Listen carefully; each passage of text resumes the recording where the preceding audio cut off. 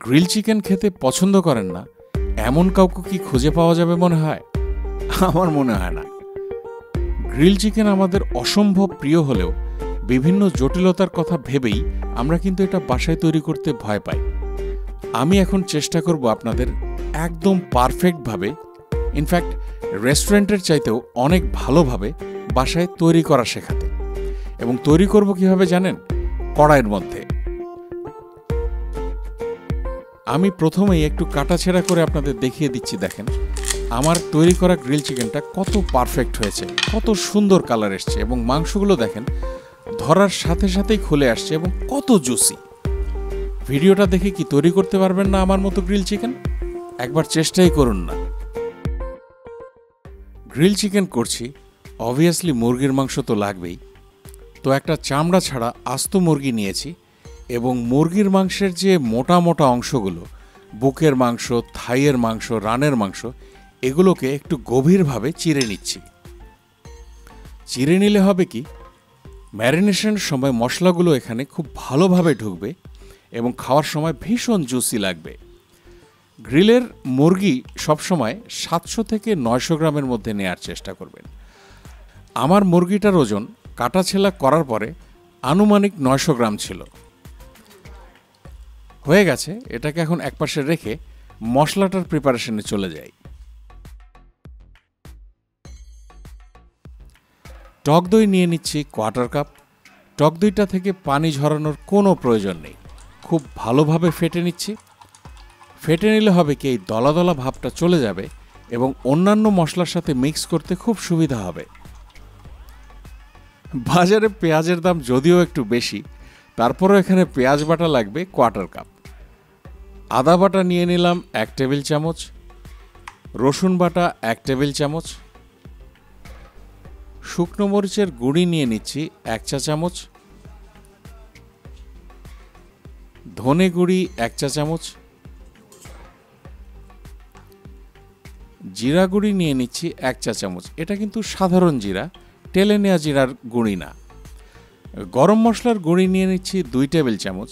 আমরা ঘরে কিভাবে খুব সহজে গরম মশলা তৈরি করি সেটার একটা ভিডিও আমাদের চ্যানেলে আছে, লিঙ্কটা আপনারা ডেসক্রিপশন বক্সে পেয়ে যাবেন। টমেটো সস নিয়ে নিচ্ছি 1 টেবিল চামচ।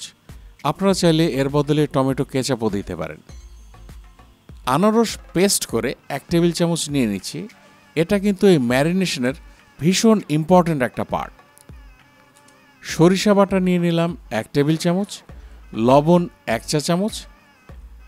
আরেকটা ইম্পর্ট্যান্ট জিনিস নিয়ে নিচ্ছি, সেটা হচ্ছে টক আচার 1 টেবিল চামচ। আমার বাসায় জলপাইয়ের আচার করা ছিল, সেটাই নিলাম। আপনারা আমের আচারও নিতে পারেন।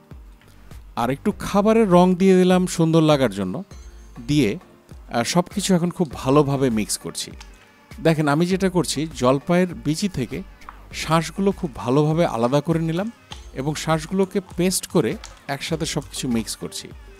আমের আচার নিলেও আপনাদের এই একই কাজটা করতে হবে। যে আচারই নেন, আচার কিন্তু টক হতে হবে। যাই হোক, একটা সুন্দর টিপস দিয়ে দিই। সরিষা বাটা অনেক সময় খেতে তিতা লাগে।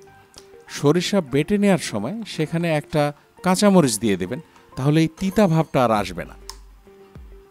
এখন কিছুই না, একটু সময় নিয়ে খুব ভালোভাবে মাংসের সাথে মশলাগুলোকে মাখিয়ে নিতে হবে। আমি বরাবরই বলে আসি যে যত সময় নিয়ে এই কাজগুলো করবেন, খাবার কিন্তু তত টেস্টি হবে। বিশেষ করে এই চেরা অংশগুলো এবং ভিতরের অংশে কিন্তু মশলা খুব ভালোভাবে মাখাতে হবে। অনেকে প্রশ্ন করেন আমাদের রসুন বাটার কালার সবুজ হয় কেন? এটা নিয়ে কিছু লেখা আছে আমাদের ডেসক্রিপশন বক্সে, চাইলে পড়ে নিতে পারেন। আমি কিন্তু জিনিসগুলো একটু সময় নিয়ে আপনাদের দেখালাম যাতে বুঝতে সুবিধা হয়। মাখানো হয়ে গেলে আমরা অপেক্ষা করব 10 মিনিট। এটা ফ্রিজে রাখার কোনো দরকার নেই, একপাশে ঢাকা দিয়ে রেখে দিলেই হবে। ফিরে এলাম, সামান্য পরিমাণ সরিষার তেল দিয়ে দিচ্ছি। লক্ষ্য করবেন যে আমি প্রথম স্টেপে কিন্তু তেল ব্যবহার করিনি। শুরুতেই তেল দিয়ে দিলে হয় কি, মশলাগুলো মাংসের মধ্যে ঠিকভাবে ঢুকতে পারে না, যার কারণে 10 মিনিট ওয়েট করে এখন তেলটা দিলাম। গোলমরিচ নিয়ে নিলাম আনুমানিক আধা চা চামচের মতো। এখন আবারও সব কিছু খুব ভালোভাবে মাখিয়ে নিচ্ছি। বুকের অংশটা যেহেতু মোটা এবং সেখানে যেহেতু মাংস বেশি থাকে, ওখানে কিন্তু আমাদের অ্যাটেনশনটা বেশি দিতে হবে এবং মশলা বেশি বেশি করে ওই জায়গাটাতেই মাখাতে হবে। অনেকে প্রশ্ন করবেন যে আমি এখানে কোনো তন্দুরি মশলা, গ্রিল মশলা দিলাম না কেন? আসলে এই মশলাগুলো নামে তো আলাদাভাবে কোনো মশলা হয় না। বক্সে যেটা বিক্রি হয় সেটা সাধারণ মশলারই কম্বিনেশন, আর সেগুলোই আমরা এখানে ব্যবহার করেছি। সবশেষে পা দুটো এক করে একটু বেঁধে দিচ্ছি, এতে করে হবে কি, গ্রিল করার সময় চিকেনটা স্প্রেড হয়ে যাবে না। এখন আমি অপেক্ষা করব 1 ঘন্টা। 1 ঘন্টার বেশি অপেক্ষা করলে মাংসটা বেশি সফট হয়ে যাবে, আর এটা ফ্রিজে রাখারও কোনো প্রয়োজন নেই। গ্রিল করতে চলে আসলাম। প্যানের মধ্যে সামান্য সরিষার তেল নিয়ে নিলাম।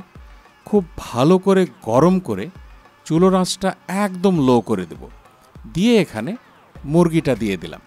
মুরগিটা দিয়েই কিন্তু আমি ছেড়ে দিচ্ছি না, দেখেন একটু নাড়াচাড়া করে প্রথমে টেম্পারেচারটা অ্যাডজাস্ট করছি যাতে নিচের দিকের মাংসটা পুড়ে না যায়।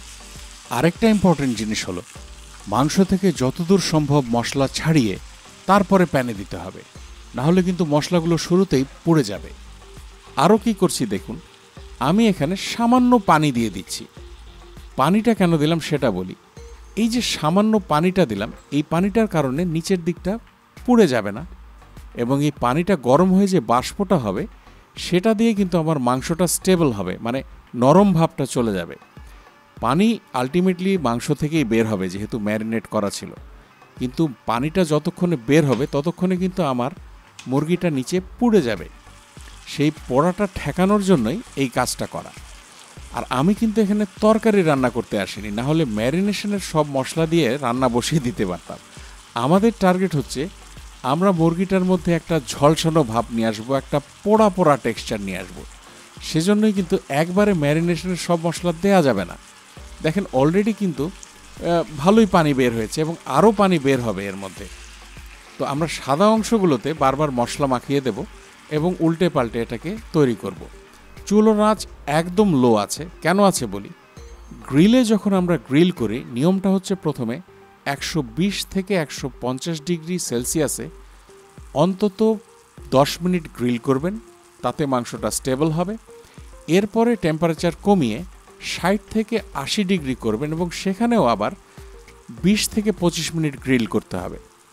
ওই টেম্পারেচারটা যেহেতু আমাদের এই চুলায় প্যানের উপরে মেইনটেইন করতে হবে, সেই কারণে আমাদের কিন্তু একটু কাজ বেশি করতে হবে।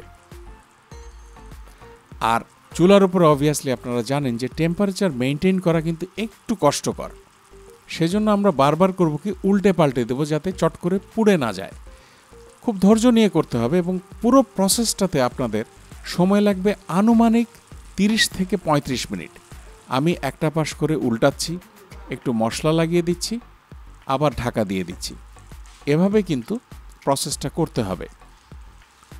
বাইরে যে গ্রিলের মশলাটা ছিল সেটা প্রথম দিকে মাখিয়েছি, এখন আর মাখাবো না, কারণ এখন কিন্তু মুরগিটা অনেকটাই রান্না হয়ে গেছে আর বাইরের মশলাটা কিন্তু কাঁচা আছে, সেই কাঁচা মশলাটা এখানে আর দিচ্ছি না।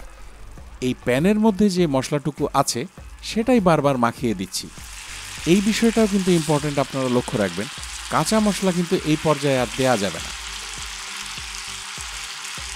যারা পারফেক্টভাবে এই গ্রিলটা বাসায় তৈরি করতে চান, আমি তাদের জন্য কিন্তু একটু সময় নিয়ে জিনিসগুলো দেখাচ্ছি এবং আপনারা হয়তো বুঝতে পারছেন যে আমি কি করছি।